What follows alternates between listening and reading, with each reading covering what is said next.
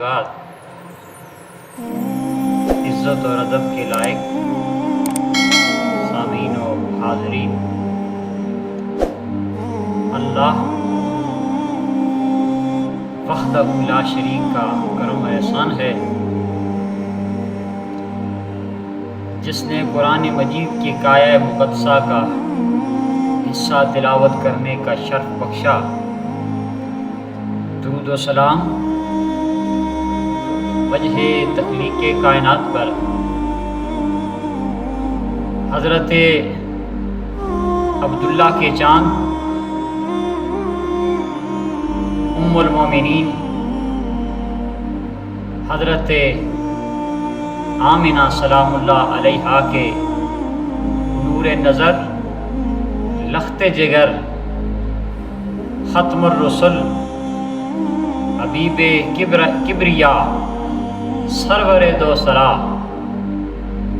شب اسرا، سراجم منیرا،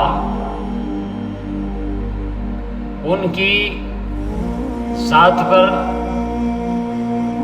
اور ان کی روح پر، ان کی آل پر، ان کے اصحاب پر، ان کے شہر پر، ان کی نبوت اور رسالت پر انگنت درود و سلام۔ گرامی قدر، اللہ ولی الذین آمنوا یخرجہم من الظلمات الی النور۔ اللہ وہ ہے جن کا وہ ولی بنتا ہے، ان کو اندھیروں سے نور کی طرف نکال لاتا ہے، اور اللہ وہ ہے جو لوگ ایمان لائے ان لوگوں کو اللہ نے کفر کی اندھیر نگری سے ایمان کے اجالے کی طرف نکالا، اور پھر فرمایا الف لام را کتاب انزلناہ الیک لتخرج الناس من الظلمات الی النور۔ اے محبوب، ہم نے آپ کو کتاب دی ہے تاکہ آپ لوگوں کو اندھیرے سے نور کی طرف نکالیں۔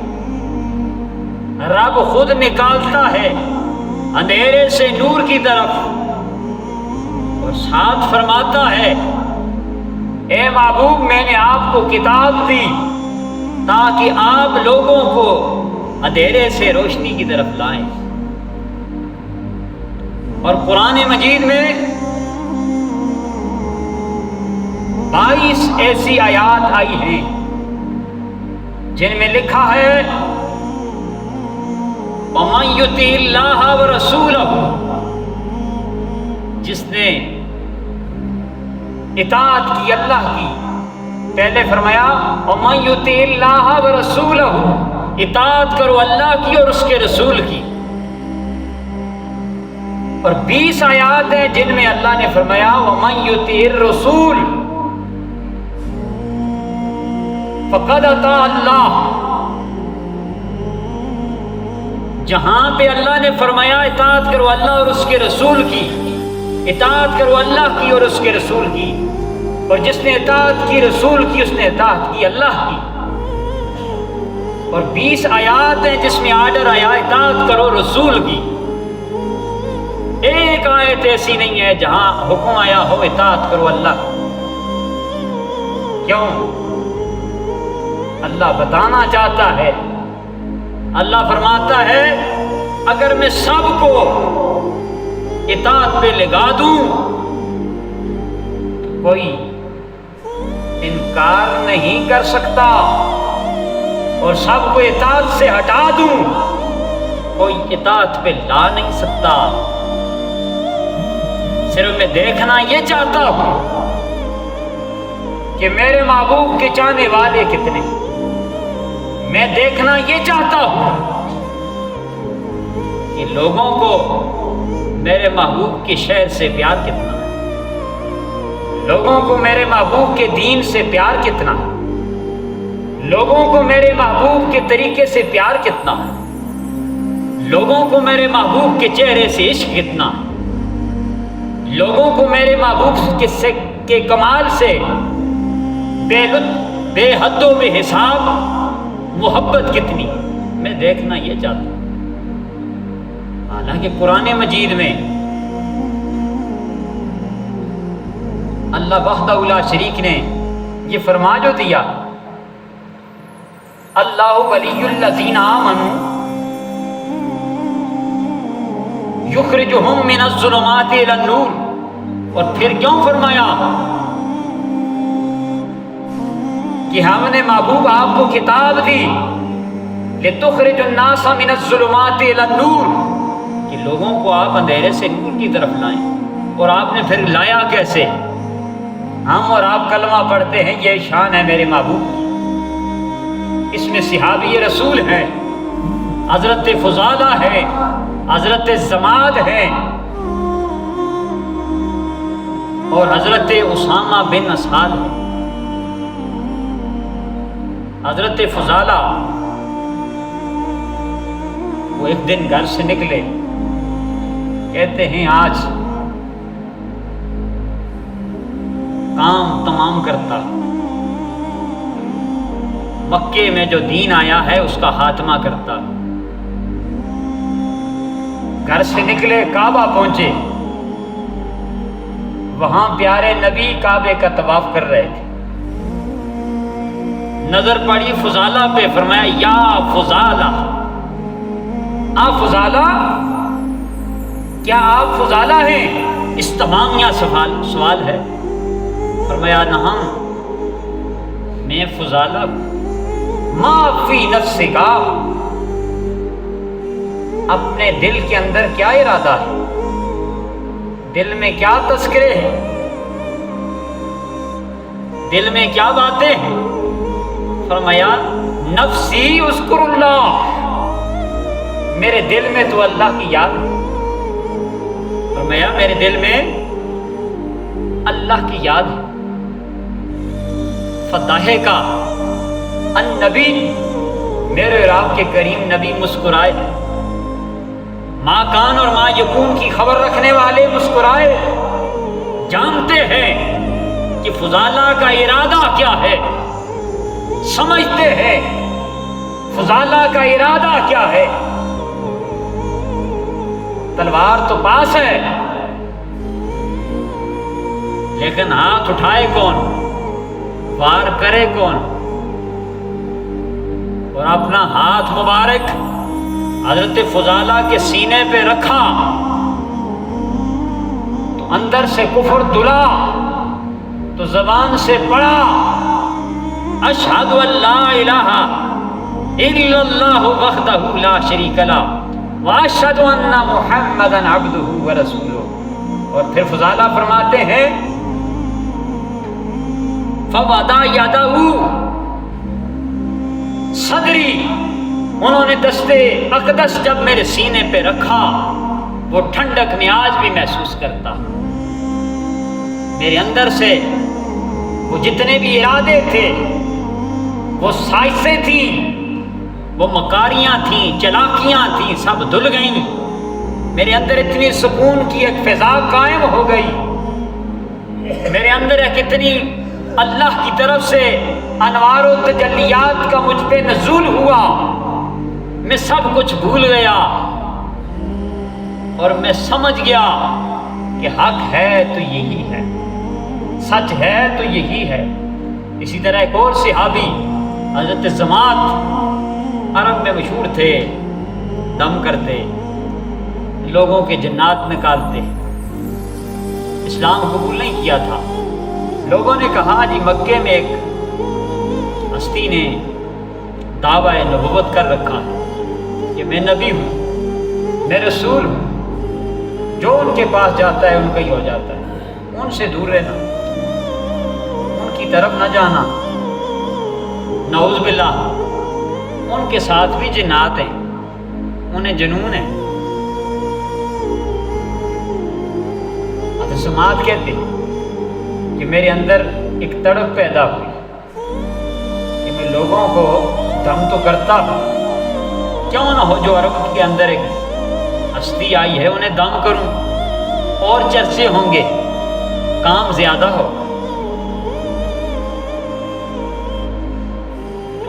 ان کو کفار مکہ نے اجازت نہ دی ان سے ملنے کی۔ انہوں نے کہا مجھے جانے دیں، میں دیکھنا چاہتا، میرے اندر ایک چاہت ہے، ایک تڑپ ہے۔ کیوں نہیں چاہتے آپ کہ ایک بندہ ہے جسے جنون ہے، جنات ہیں، ٹھیک ہو جائے تو یہ اچھا کام نہیں ہے؟ دم کر دوں گا۔ میرے آقا کو دم کون کرے؟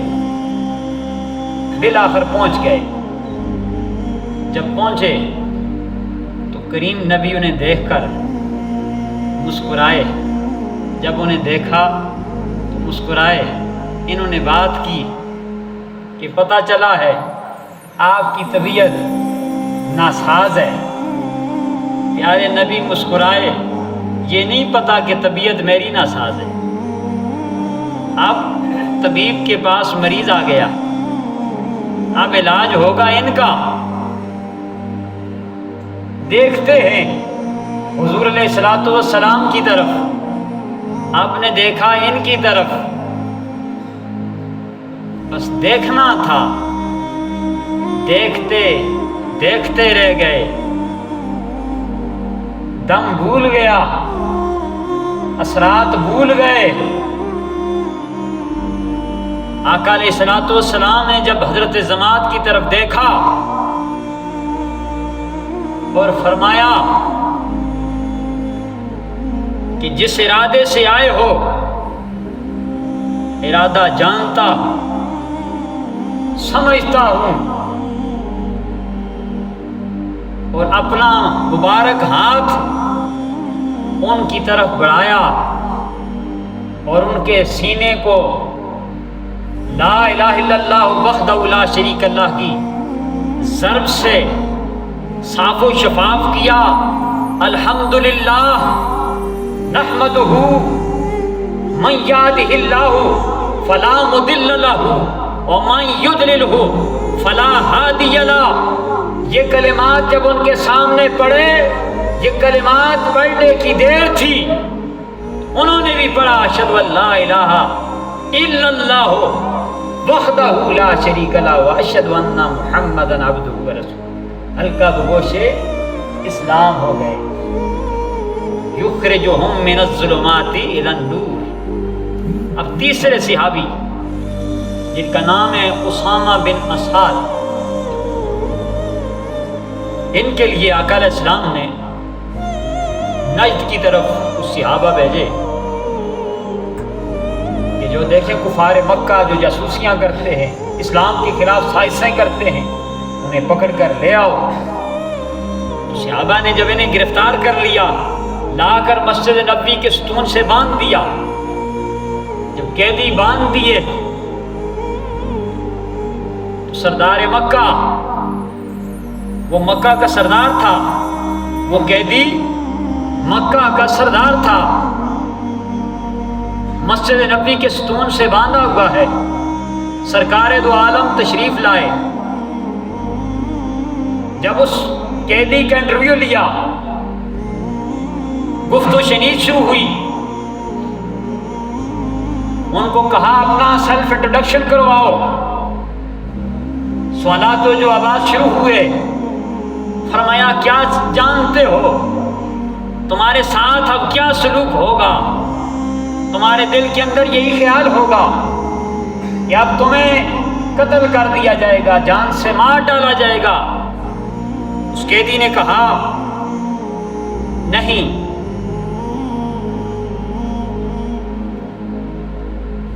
میں ایسا انسان ہوں،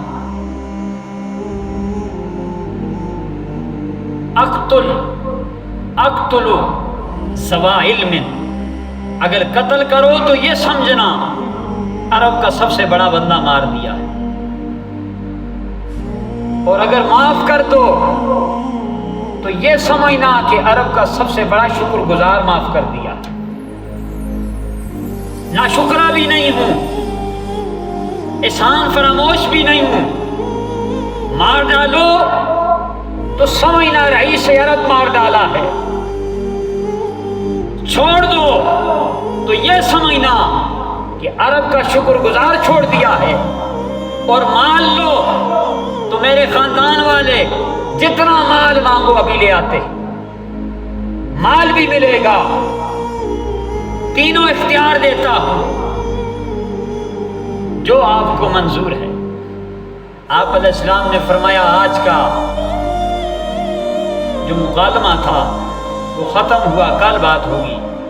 دوسرے دن پھر پوچھا کیا ارادہ ہے؟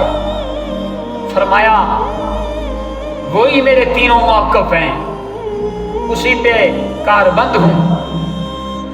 فرمایا آج بھی اس میٹنگ کو موقوف کرتے ہیں، بغیر کسی رزلٹ کے تیسرے دن پہ چلے گئے۔ تیسرے دن فرمایا آج کیا ارادہ ہے؟ عرض کی حضور وہی ارادہ ہے جو پہلے دن تھا، اسی پہ قائم ہوں۔ آپ نے فرمایا میرے صحابہ آؤ اس قیدی کو کھول دو، اسے امان ہے، نہ اس سے فدیہ لیتا ہوں، نہ جرمانہ لیتا ہوں، نہ قتل کرتا ہوں، اسے آزاد کر دو۔ صحابہ حیران ہوئے کہ عرب کا سب سے بڑا جفا کرنے والا باندھ کے لایا، ہاتھوں میں دیا، پھر چھوڑ رہے ہیں، لیکن حکم عدولی نہیں کرتے، جانتے ہیں کہ جو مصطفیٰ کہتے ہیں وہ وحی الہی ہوا کرتا ہے، وہ اپنی مرضی سے نہیں بولتے۔ وما ينطق عن الهوى ان هو الا وحی یوحی کا مصداق بولتے ہیں۔ چھوڑ دیا، قیدی نے جا کر وضو کیا، واپس پلٹا، مسجد میں آیا، کہا یا رسول اللہ کلمہ پڑھائیں۔ جب تک بکے نہ تھے کوئی پوچھتا نہ تھا، آپ نے خرید کر انمول کر دیا۔ پہلے مجھے آپ کا شہر سارے شہروں سے اچھا نہیں لگتا تھا، اب آپ کا شہر سارے شہروں سے پیارا ہے۔ پہلے آپ کا چہرہ نعوذ باللہ اچھا نہیں لگتا تھا، آج آپ کا چہرہ سارے چہروں سے پیارا لگتا ہے۔ پہلے آپ کا دین سب دیان سے اچھا نہیں لگتا تھا، اور آج آپ کا دین سارے دینوں سے اچھا لگتا ہے۔ گرامی قدر، یہ تھی میرے آقا کی انداز تبلیغ، انداز بیان اور معافی کا پہلو، سیدھے راستے کی طرف امت کو لانا اور سیدھے راستے پہ کام زن کرنا، یہ ہمارے لیے بھی سبق ہے۔ اللہ سے دعا کرتا ہوں اللہ پاک ان جلیل القدر صحابہ کے صدقے ہمیں بھی آقا علیہ السلام کا چہرہ دیکھنا نصیب فرمائے۔ ظاہر کی آنکھوں سے او دیکھنا تو دیدہ دل واہ کرے کوئی، ظاہر کی آنکھ سے تماشا نہ کرے کوئی، او دیکھنا تو دیدہ دل واہ کرے کوئی۔ اے اللہ ہمیں وہ چشم بصیرت دے، ہمیں وہ آنکھ دے جو اس دنیا میں رہتے ہوئے تیرے محبوب کا جلوہ دیکھے۔ وما علینا الا البلاغ۔